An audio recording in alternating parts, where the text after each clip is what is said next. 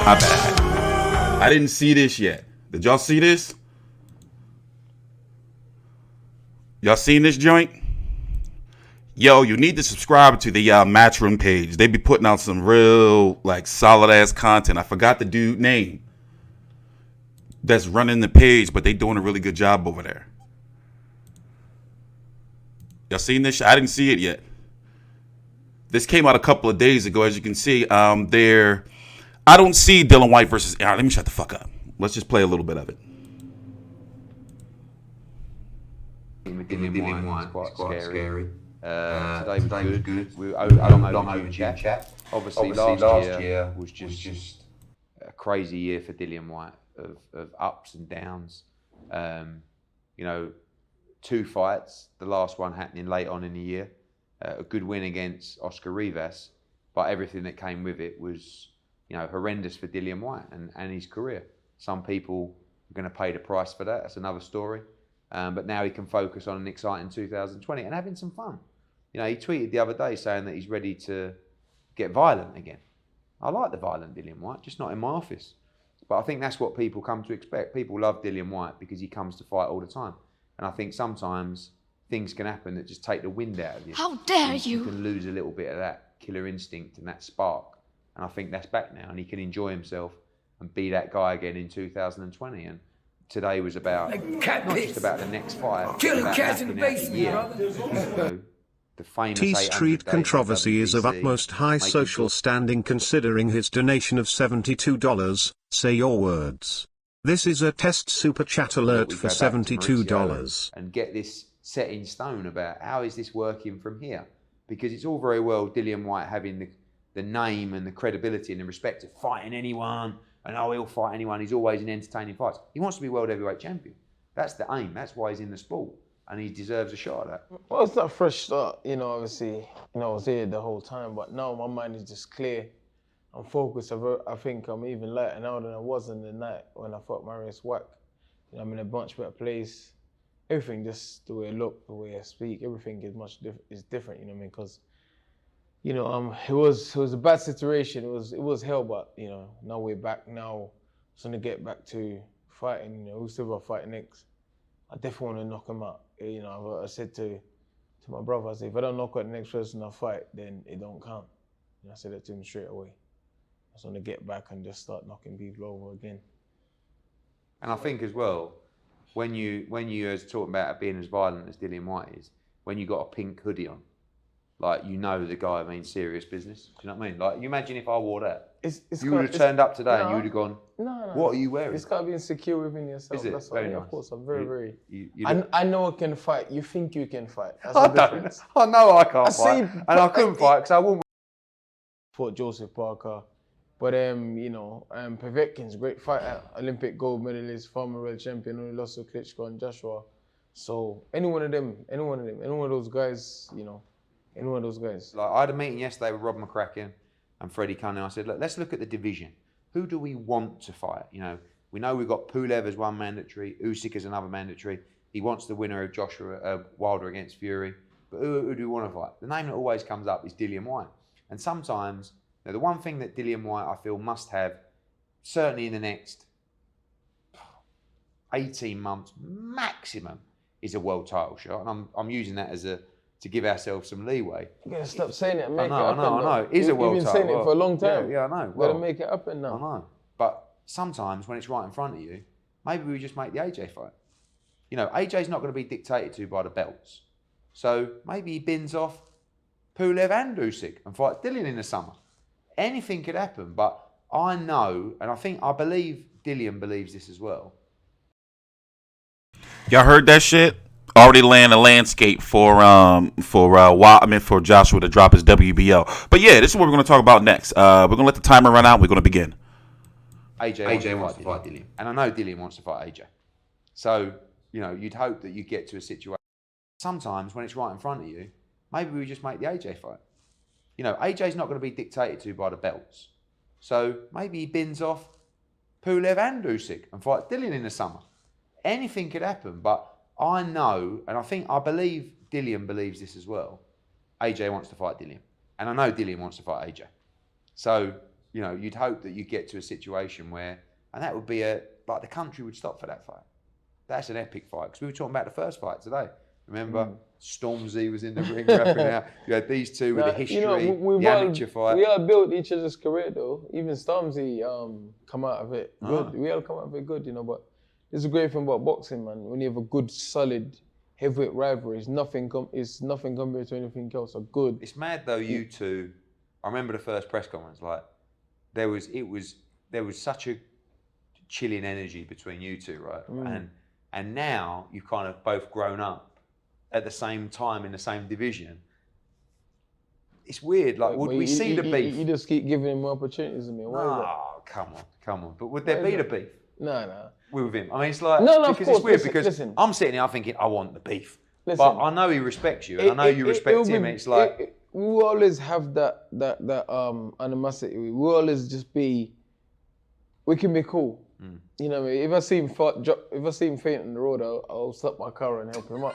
But I'm trying to narrow down the time on when I'm going to be live streaming. Now, I'm here after every major fight. Every major fight, like if it's a pay-per-view, we're here live streaming the post-fight press conferences. If it's a major fight like Canelo on the Zone or Anthony Joshua, we do live streams after that. But the next phase is something I've been planning for now 3 years. Is a set time. I need a set time. You know, I want to do. It's either noon or prime time. It's either noon or prime time. You know, and if I do prime time, it'll be something. See, here's the thing. I want the UK people to be awake. You see what I'm saying? I want the UK people to be awake. You know, this is going to be the first UFC fight I'm going to be doing a post-fight video for, since I got rid of them fucking UFC copyright strikes. They're trying to bully my channel, basically. But, you know, I can sympathize with Dillian Whyte's situation. I think it was Lawrence. What up, Lawrence? It is Don King's fault. Don King is the godfather of Mauricio Suleiman, the president, the guy who runs the WBC. Don King had Bermane Stiverne jump the line to get that rematch. And originally it was supposed to be Wilder versus Stiverne 2, with Dominic Breazeale versus Bermane Stiverne on the undercard for the WBC interim. Right? Wait. It was supposed to be Wilder Ortiz. Let me finish. It was supposed to be Wilder Ortiz 1 with Bermane Stiverne and and Dominic Breazeale for the WBC interim. All right. But then when Luis Ortiz failed the drug test, Bermane Stiverne got the fight. And that reset shit. Basically, long story short, to not fucking confuse you, the WBC did some fucked up shit. Like, Dillian Whyte should have been got his shot. And then for them to allow Wilder and Fury to fight 2 fights, to be able to fight 2 fights, not just 1, 2 fights in 2020. Wilder doesn't have a mandatory for 2 fights. The shit's crazy. And you know, I like Deontay Wilder. And Dillian Whyte, if you look at his resume, let me pull it up. If you look at his resume,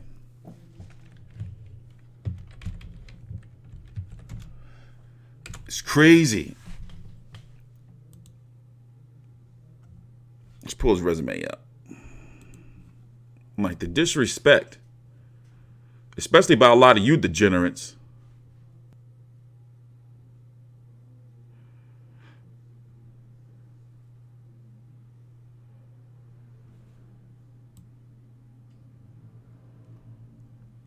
Look at his resume. Oscar Rivas, Derek Chisora twice, Joseph Parker, Lucas Brown was a quality name at the time. Robert Helenius before he went to shit. By the way, Robert Helenius is fighting Adam Kownacki. What the fuck is up with that? Derek Chisora, Dave Allen, and then Anthony. We're talking post Anthony Joshua.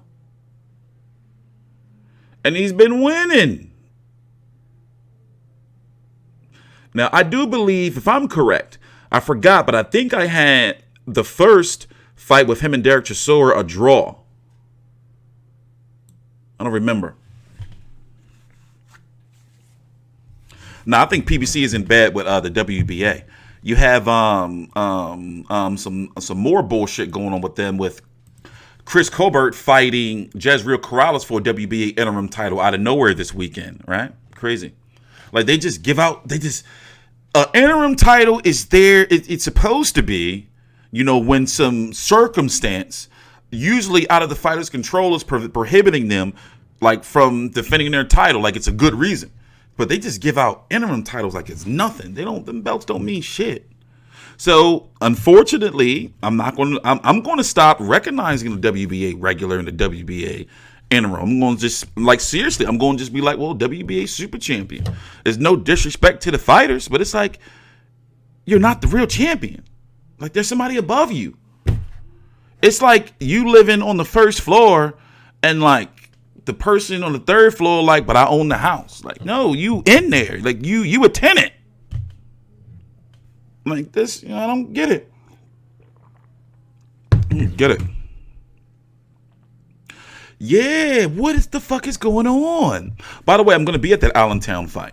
I'm going to Nyambar. Gary Russell versus Nyambar in Allentown, PA. In Allentown, PA. So, yeah, we're going to hang out for about another 20 minutes or so. Obali versus Donaire. I want that fight. It's crazy. I cover all of these fights. I don't think there's nobody on YouTube that cover more fights than me. It's crazy. Even when I don't be covering fights, I be covering fights. Yeah, Eubank versus Corval for the WBA interim, and then didn't Eubank said at the weigh-in that he got news that Canelo may vacate his Super World. So which means that Murata would be upgraded to Super World Champion and Chris Eubank Jr. the World Champion. Weird.